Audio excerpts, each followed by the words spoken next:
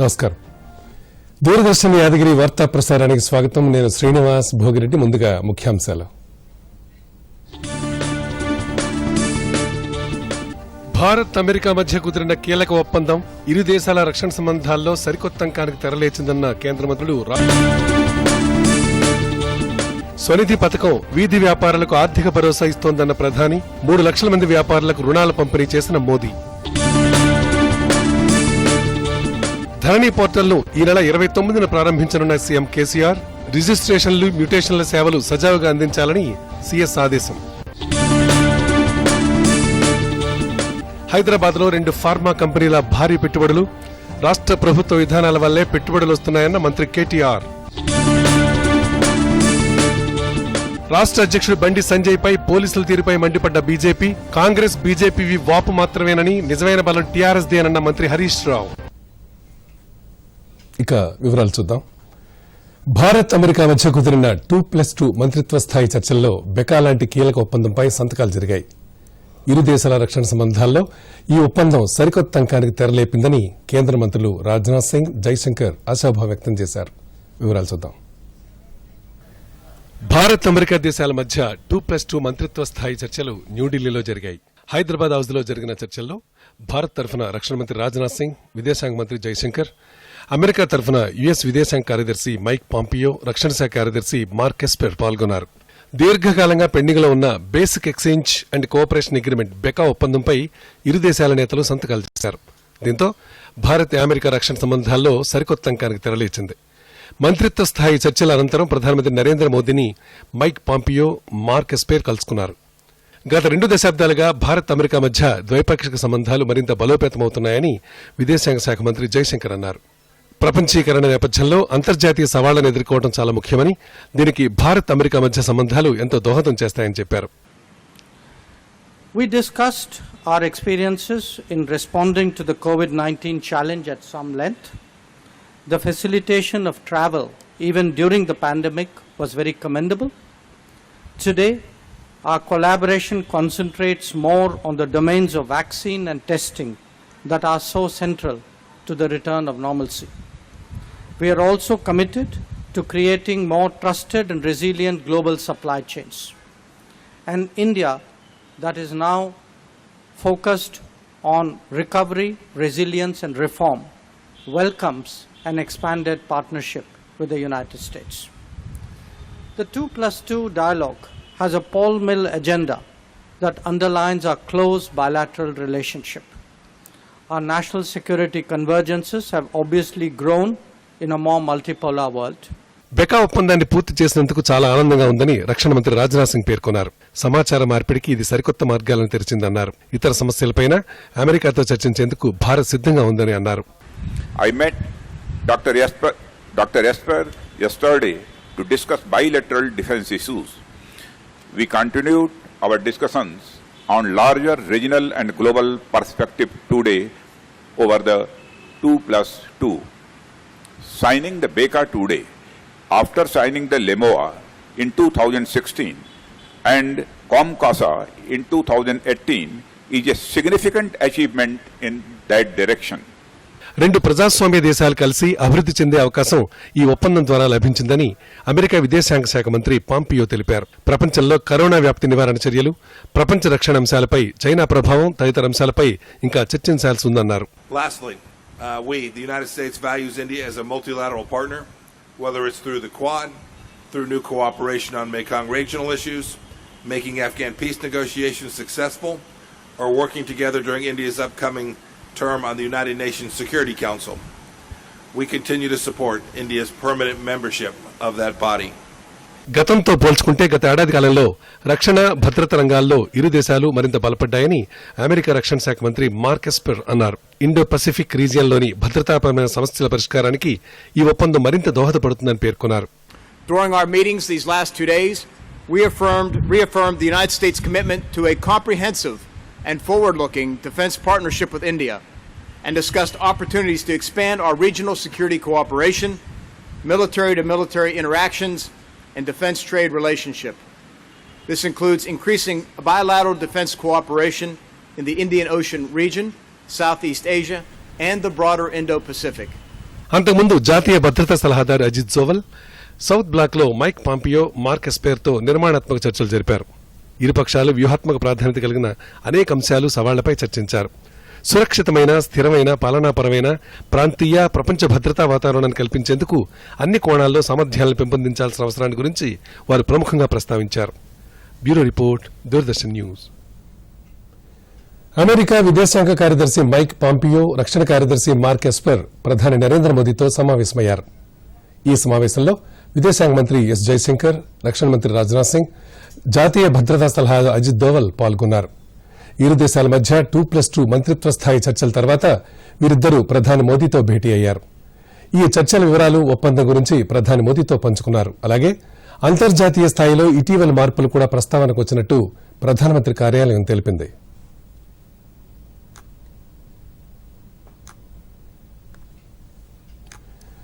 Vigilance వారోత్సవాల్లో భాగంగా జరుగుతున్న సిబిఐ జాతీయ సదస్సును ప్రధానమంత్రి నరేంద్ర మోదీ వీడియో కాన్ఫరెన్స్ ద్వారా ప్రారంభించారు. ఈ సందర్భంగా ప్రధాని మాట్లాడుతూ అవినీతిని అరికట్టడంలో సిబిఐ చేస్తున్న కృషిని కొనియాడారు. ఎన్నో కుంభకోణాలు వెలికితీసిన చరిత్ర సిబిఐకి ఉందన్నారు. ఏక్ భారత్ శ్రేష్ఠ భారత్ ద్వారా సుపరిపాలన అందిస్తున్నట్టు ఆయన తెలియజేశారు. लेबर, एग्रीकल्चर, हर सेक्टर में रिफॉर्म हुए. ये पूरा दौर बड़े सुधारों का रहा. इन सुधारों को आधार बनाकर आज भारत आत्मनिर्भर भारत के अभियान को सफल बनाने में पूरी शक्ति से जुटा हुआ है. हमारा ध्येय है कि हम भारत को दुनिया के अग्रिम पंक्ति वाले देशों में लेकर जाएं. लेकिन साथियों, विकास के लिए जरूरी है कि हमारी जो प्रशासनिक व्यवस्थाएं हैं वो ट्रांसपेरेंट हो, रिस्पॉन्सिबल हो, अकाउंटेबल हो, जनता के प्रति जवाबदेह हो. इन सभी व्यवस्थाओं का सबसे बड़ा शत्रु भ्रष्टाचार है. भ्रष्टाचार केवल कुछ रुपयों की ही बात नहीं होती. एक तरफ भ्रष्टाचार से देश के विकास को ठेस पहुंचती है तो साथ ही भ्रष्टाचार सामाजिक संतुलन को तहस नहस कर देता है. రాష్ట్రానికి మరో 2 భారీ పెట్టుబడులు వచ్చాయి. ప్రగతి భవన్లో ఐటీ పరిశ్రమల శాఖ మంత్రి కె తారక రామారావును లారెస్ ల్యాబ్స్, గ్రాన్యూల్స్ ఇండియా కంపెనీల ప్రతినిధులు కలిశారు. జీనోమ్ వ్యాలీలో 700 కోట్ల పెట్టుబడులు పెట్టనున్నట్టు 2 కంపెనీలు వెల్లడించాయి. మ్యానుఫ్యాక్చరింగ్ యూనిట్ల కోసం గ్రాన్యూల్స్ ఇండియా 400 కోట్లు, లారెస్ ల్యాబ్స్ 300 కోట్లు పెట్టుబడులు పెట్టనున్నాయి. ఈ కంపెనీల పెట్టుబడుల ద్వారా 1750 మందికి ఉపాధి లభించే అవకాశం ఉంది. లారెస్ ల్యాబ్స్ కు సంబంధించిన 300 కోట్ల పెట్టుబడులు 2 దఫాలుగా ఉంటాయని ఆ సంస్థ సీఈఓ సత్యనారాయణ చావా మంత్రి కేటీఆర్ వివరించారు. 5 బిలియన్ డోసుల కెపాసిటీ కలిగిన ఫార్ములేషన్ ఫెసిలిటీ యూనిట్ కోసం ఈ పెట్టుబడి ఉంటుందని తెలిపారు. రాష్టంలో పెట్టుబడులు పెట్టేందుకు ముందుకొచ్చిన లారెస్ ల్యాబ్స్, గ్రాన్యూల్స్ ఇండియా కంపెనీలను మంత్రి కేటీఆర్ స్వాగతించారు. 2 కంపెనీలకు ప్రభుత్వం నుంచి కావాల్సిన అన్ని రకాల సహాయ సహకారాలు అందిస్తామని ఈ సందర్భంగా ఆయన హామీ ఇచ్చారు. రాష్ట ప్రభుత్వ విధానాల వలన IT, pharma, textiles, aerospace, defence తో పాటు ఇతర రంగాల్లో అనేక పెట్టుబడులు వస్తున్నాయని, ఈ రోజు తెలంగాణకు రానున్న ఈ 2 పెట్టుబడుల ద్వారా తయారీ రంగంలో పెద్ద ఎత్తున స్థానిక యువతకు ఉపాధి లభిస్తుందన్న ఆశాభావాన్ని మంత్రి కేటీఆర్ వ్యక్తపరిచారు. రాష్ట ప్రభుత్వం ప్రతిష్టాత్మకంగా చేపట్టిన ధరణి పోర్టల్ ప్రారంభానికి ముహూర్తం ఖరారైంది. ధరణి పోర్టల్ ప్రారంభానికి రంగారెడ్డి జిల్లా వేదిక కానుంది. గురువారం మధ్యాహ్నం 12:30కు ముఖ్యమంత్రి కె చంద్రశేఖరరావు ధరణి పోర్టల్ ప్రారంభిస్తారు. ఇందుకు సంబంధించి అధికారులు ఏర్పాట్లు పూర్తి చేశారు. ధరణి ప్రారంభం తర్వాత రిజిస్ట్రేషన్లు, మ్యుటేషన్లు, ఇతర భూ సంబంధమైన కార్యక్రమాలన్నీ జరుగుతాయి. కొత్త రెవెన్యూ చట్టాన్ని తీసుకొస్తున్న నేపథ్యంలో సెప్టెంబర్ 8 నుంచి రాష్టంలో భూముల క్రయ విక్రయాలను రాష్ట ప్రభుత్వం నిలిపివేసింది. అక్టోబర్ 29 నుంచి అవన్నీ పునఃప్రారంభమవుతాయి. ఇప్పటికే తహసీల్దార్, రిజిస్ట్రేషన్, మ్యుటేషనల్ ట్రయల్స్ చేపట్టారు.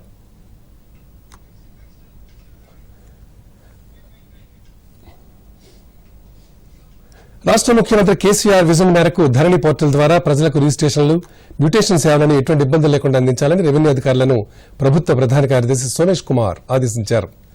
ధరణి పోర్టల్పై రెవెన్యూ అధికారులకు ఏర్పాటు చేసిన శిక్షణ కార్యక్రమంలో ప్రభుత్వ ప్రధాన కార్యదర్శి పాల్గొన్నారు. పవర్ పాయింట్ ప్రజెంటేషన్ ద్వారా slot booking, citizen open portal, successor modules, partition modules పై వివరించారు. తహసీల్దార్లు, డేటా ఎంట్రీ ఆపరేటర్ల విధులు, బాధ్యతలపై ఆయన వివరించారు. ఈ సందర్భంగా సీఎస్ మాట్లాడుతూ రిజిస్ట్రేషన్ సేవలతో రెవెన్యూ అధికారుల బాధ్యత మరింత పెరిగిందని, వారు రెవెన్యూ విధులతో పాటు జాయింట్ సబ్ రిజిస్టార్గా బాధ్యత నిర్వహించాల్సి ఉంటుందని అన్నారు. రెవెన్యూ అధికారులు ఒక టీం వర్క్ లాగా పనిచేసి ప్రభుత్వానికి మంచి పేరు తీసుకురావాలన్నారు. ధరణి టెక్నికల్ సమస్యల పరిష్కారానికి రాష్ట స్థాయిలో ఏర్పాటు చేసే కంట్రోల్ రూమ్తో పాటు జిల్లా స్థాయి టెక్నికల్ సపోర్ట్ టీములు పనిచేస్తాయన్నారు. ధరణి అమలుకు అవసరమైన సౌకర్యాలను తహసీల్దార్ కార్యాలయాల్లో సిద్దంగా ఉంచుకోవాలన్నారు. హైదరాబాద్లోని గణాంక భవన్లో తెలంగాణ రాష్ట స్టాటిస్టికల్ అబ్స్ట్రాక్ట్ పుస్తకాన్ని రాష్ట ఆర్థిక ప్రణాళిక శాఖ ముఖ్య కార్యదర్శి కె రామకృష్ణారావుతో కలిసి రాష్ట ప్రణాళిక సంఘం వైస్ చైర్మన్ వినోద్ కుమార్ ఆవిష్కరించారు. రాష్ట్రానికి సంబంధించిన జీఎస్టీపీ అంచనాలు, రాష్ట ప్రభుత్వం ప్రతిష్టాత్మకంగా నిర్వహిస్తున్న వివిధ పథకాలు, పలు సర్వే గణాంక సమాచారం, రాష్ట ప్రభుత్వం సాధించిన ప్రగతి వివరాలను ఈ పుస్తకంలో పొందుపరిచారు. ఈ సందర్భంగా వినోద్ కుమార్ మాట్లాడుతూ ప్రభుత్వ దైనందిన పాలనలో రాష్ట ప్రణాళిక శాఖ పాత్ర అతి కీలకమని, ఇది ప్రతి శాఖకు దిక్సూచి లాంటిదని అన్నారు. రాష్ట సమగ్ర అభివృద్ది, సంక్షేమ కార్యక్రమాల్లో ప్రణాళిక శాఖ ముఖ్య భూమికను పోషిస్తోందని తెలిపారు. రాష్ట సమగ్ర కార్యాచరణ సమాచారాన్ని క్రోడీకరించి పుస్తక రూపంలో అందుబాటులోకి తీసుకుని రావడం గొప్ప విషయమని వినోద్ కుమార్ పేర్కొన్నారు. రాష్ట ఆర్థిక ప్రణాళిక శాఖల ముఖ్య కార్యదర్శి కె రామకృష్ణారావు మాట్లాడుతూ ప్రభుత్వ అన్ని శాఖలకు ఉపయోగపడేలా సమగ్ర గణాంక వివరాలతో పుస్తకాన్ని ప్రచురినట్టు తెలిపారు. రానున్న రోజుల్లో గ్రామస్థాయి సమాచారంతో పుస్తకాలు తీసుకురానట్టు ఆయన వెల్లడించారు. అంబులెన్స్ సేవలను సద్వినియోగం చేసుకోవాలని మంత్రి అల్లోల ఇంద్రకరణ్ రెడ్డి సూచించారు. గిఫ్ట్ ఎ స్మైల్ కార్యక్రమంలో భాగంగా సమకూర్చిన అంబులెన్స్ ను నిర్మల్ జిల్లా కేంద్రంలోని ఏరియా ఆసుపత్రి ఆవరణలో మంత్రి ఇంద్రకరణ్ రెడ్డి జెండా ఊపి ప్రారంభించారు. అత్యవసర పరిస్థితుల్లో బాధితులకు మెరుగైన వైద్య సేవలు అందించేందుకు అంబులెన్స్లు ఎంతగానో దోహదం చేస్తాయన్నారు. కేటీఆర్ పిలుపు మేరకు గిఫ్ట్ ఎ స్మైల్ కార్యక్రమంలో భాగంగా మంత్రి ఇంద్రకరణ్ రెడ్డి తన సొంత నిధులు 61 లక్షలతో 3 అంబులెన్స్లను సమకూర్చారు. ఈ వాహనాల్లో ఆక్సిజన్, వెంటిలేటర్తో సహా అత్యాధునిక సదుపాయాలు కల్పించారు. దుబ్బాక ఉప ఎన్నికల పోలింగ్ కు దగ్గర పడటంతో ప్రచారం మరింత ఊపందుకుంది. తొగుటలో టీఆర్ఎస్ యువగర్జన ఆధ్వర్యంలో నిర్వహించిన బైక్ ర్యాలీలో మంత్రి హరీష్ రావు పాల్గొన్నారు. అనంతరం అక్కడ ఏర్పాటు చేసిన సభలో మంత్రి ప్రసంగించారు. కాంగ్రెస్, బీజేపీ పార్టీలవి వాపు మాత్రమే, నిజమైన బలం టీఆర్ఎస్ పార్టీదేనని హరీష్ రావు అన్నారు. 70 ఏళ్లలో కాంగ్రెస్, టీడీపీలు చేయని పనులను టీఆర్ఎస్ పార్టీ చేసి చూపించిందని తెలిపారు. రైతులకు 24 గంటల పాటు నాణ్యమైన విద్యుత్తును సరఫరా చేస్తున్నామని చెప్పారు. మనకు రావాల్సిన నిధులు, నీళ్లను తెచ్చుకున్నామని ఆయన పేర్కొన్నారు. రాష్ట బీజేపీ అధ్యకుడు బండి సంజయ్ పట్ల పోలీసు వ్యవహరించిన తీరుకు నిరసనగా బీజేపీ రాష్ట వ్యాప్తంగా నిరసనలు చేపట్టింది. అలాగే చలో ప్రగతి భవన్ కు బీజేపీ నేతలు ఇచ్చిన పిలుపు నేపథ్యంలో బీజేపీ నాయకులను ఎక్కడికక్కడ హౌస్ అరెస్టులు చేశారు. ప్రగతి భవన్ వైపు రాకుండా భారీగా పోలీసులు మోహరించి ముట్టడిని కట్టడి చేశారు. బీజేపీ కార్యకర్తలను అరెస్ట్ చేసి వివిధ పోలీస్ స్టేషన్లకు తరలించారు. పోలీసుల తీరును ఖండిస్తూ టీఆర్ఎస్ అధికార దుర్వినియోగం పాల్పడుతుందని విమర్శించారు. సిద్దిపేట ఎస్పీని బదిలీ చేయాలని డిమాండ్ చేశారు. సిద్దిపేటలో పోలీసుల తీరును బీజేపీ మాజీ రాష్ట అధ్యకుడు తీవ్రంగా ఖండించారు. దుబ్బాయికి ఎన్నికలను ప్రజాస్వామికంగా నిర్వహించాలని ఆయన డిమాండ్ చేశారు. టీఆర్ఎస్ ను రాజకీయంగా ఎదుర్కొంటామని లక్ష్మణ్ స్పష్టం చేశారు. సిద్దిపేటలో పోలీసుల చర్యను ఖండిస్తూ బీజేపీ రాష్ట అధ్యకుడు బండి సంజయ్ దీక్ష కొనసాగిస్తున్నారు. తనను అక్రమంగా అరెస్ట్ చేసి కరీంనగర్ తరలించారని ఆరోపిస్తూ బండి సంజయ్ నిన్న రాత్రి నుండి పార్టీ కార్యాలయంలో దీక్ష చేపట్టారు. స్వీయ నిర్బంధంలో ఉండి ఆయన తన ఆందోళన కొనసాగిస్తున్నారు. బండి సంజయ్కు మద్దతు తెలిపేందుకు బీజేపీ నాయకులు, కార్యకర్తలు పెద్ద సంఖ్యలో కరీంనగర్ చేరుకున్నారు. పార్టీ జాతీయ ఉపాధ్యక్షురాలు డీకే అరుణ, బాబుమోహన్ బండి సంజయ్ను కలిసి పరామర్శించారు. దుబ్బాక ఉప ఎన్నికల నేపథ్యంలో చోటు చేసుకున్న ఘటనలో పోలీసులపై వచ్చిన ఆరోపణలను సిద్దిపేట సిపి జోయల్ డేవిస్ ఖండించారు. జిల్లా కేంద్రంలోని 1 టౌన్ పోలీస్ స్టేషన్లో నిర్వహించిన మీడియా సమావేశంలో పోలీసు సోదాల వీడియో క్లిప్పింగ్లను బయటపెట్టారు. ముందస్తు సమాచారంతోనే నిన్న సోదాలు నిర్వహించామన్నారు. ఎగ్జిక్యూటివ్ అధికారి సెర్చ్ వారెంట్ ఇచ్చాకే సోదాలు చేశామన్నారు. సోదాలపై అధికారులు పంచనామా కూడా తయారు చేశారు. ఎగ్జిక్యూటివ్ మేజిస్ట్రేట్ బయటకు వచ్చే సమయంలో బీజేపీ కార్యకర్తలు దాడి చేశారని, నగదు లాక్కెళ్తున్నారని తెలిపారు. నిన్నటి ఘటనలో 5గురు గుర్తించామని, మరో 20 మందిపై కేసులు నమోదు చేసినట్టు తెలిపారు. సీజ్ చేసిన నగదును లాక్కెళ్లడం పెద్ద నేరమని సిపి అన్నారు. సొరబి అంజనరావు నివాసంలోనే నగదు దొరికిందని స్పష్టం చేశారు. ఎన్నికల సంఘం పరిధిలోనే తాము పనిచేస్తున్నామని సిపి పేర్కొన్నారు. బండి సంజయ్తో దురుసుగా ప్రవర్తించలేదని ఆయన స్పష్టం చేశారు. దుబ్బాక ప్రచారానికి వచ్చే ఎవరిని అడ్డుకోవట్లేదని తెలిపారు. కూడా దానిలో తీసుకోవడం జరిగింది. ఆ తీసుకున్న తర్వాత ఆయన మాట్లాడేది ఎక్కడి నుంచి డబ్బులు వచ్చిందని ఆయన మాట్లాడేది, జితేందర్ రావు గారు పంపించారన్నది, ఆయన సమక్షంలో డబ్బులు ఉన్నది, ఆ ఇంట్లో మేడం ఆ డబ్బుల్ని తీసుకొచ్చి అక్కడ పెట్టేది, ఇవన్నీ ఈ వీడియోగ్రఫీ చేయడం జరిగింది. ఇది ఆగిపోయి, సీషర్ అన్ని ఆగిపోయి, పంచనామా అన్ని ఆగిపోయి ఎగ్జిక్యూటివ్ మజిస్ట్రేట్ గారు టీము బయటకు వచ్చే క్రమంలో ఈ డబ్బుల్ని లాక్కొని ఒక 20 to 30 మెంబర్స్ దాడి చేసి లాక్కొని వెళ్ళడం జరిగింది. దానిలో సెలెక్టివ్గా క్లిప్పింగ్ని చూపెట్టి ఏదో పోలీసు వారు అక్కడికి తీసుకెళ్ళినట్టు, పోలీసు వారు అక్కడ ప్లాంట్ చేసినట్టు చాలా ఆరోపణలు చేస్తున్నారు. So it is absolutely wrong. నా ఒకటే కోరిక ఏంటంటే ఎలక్షన్ అన్నది ప్రజలు ఆ ప్రాసెస్ మీద నమ్మకం లేకపోతే కష్టం. సో ప్రజలకి ఇది ఫ్రీ అండ్ ఫెయిర్ గానే జరుగుతుంది. కోవిడ్-19 అతి వేగంగా వ్యాపిస్తుంది. అతి దగ్గరగా నిలబడి తుమ్మినా, దగ్గినా, మాట్లాడినా లాలాజల బిందువులు మార్పిడి జరిగి వైరస్ శరీరంలోకి ప్రవేశిస్తుంది.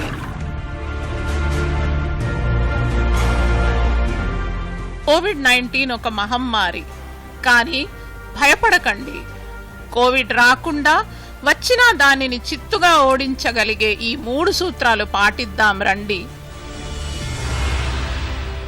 మాస్కే మనకు రక్ష. బయటకు వెళ్ళినప్పుడు ముక్కు, నోటిని పూర్తిగా మాస్క్తో కవర్ చేసుకుందాం. సామాజిక దూరమే ఇప్పుడు సురక్షితం. మనిషి మనిషికి మధ్య 6 అడుగుల దూరం ఉంచుదాం. మనల్ని పరిరక్షించేది పరిశుభ్రతే. ఎప్పటికప్పుడు చేతులు శుభ్రంగా కడుక్కుందాం. కోవిడ్ వ్యాప్తిని ఆపుదాం. కరోనాపై విజయం సాధిద్దాం. ఇక మరోసారి ముఖ్యాంశాలతో ఈ వార్తలు ముగిద్దాం. నమస్కారం. భారత్ అమెరికా మధ్య కుదిరిన కీలక ఒప్పందం ఇరు దేశాల రక్షణ సంబంధాల్లో సరికొత్త అంకానికి తెరలేచిందన్న కేంద్ర మంత్రులు రాజ్నాథ్, జైశంకర్.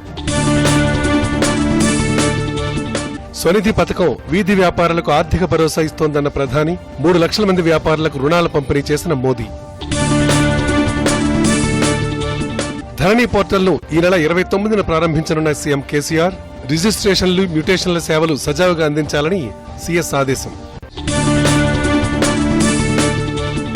హైదరాబాద్ లో 2 ఫార్మా కంపెనీల భారీ పెట్టుబడులు. రాష్ట్ర ప్రభుత్వ విధానాల వల్లే పెట్టుబడులు వస్తున్నాయన్న మంత్రి కేటీఆర్. రాష్ట్ర అధ్యక్షుడు బండి సంజయ్ పై పోలీసుల తీరుపై మండిపడ్డ బీజేపీ. కాంగ్రెస్, బీజేపీవి వాపు మాత్రమేనని, నిజమైన బలం టీఆర్ఎస్ దేనన్న మంత్రి హరీష్ రావు.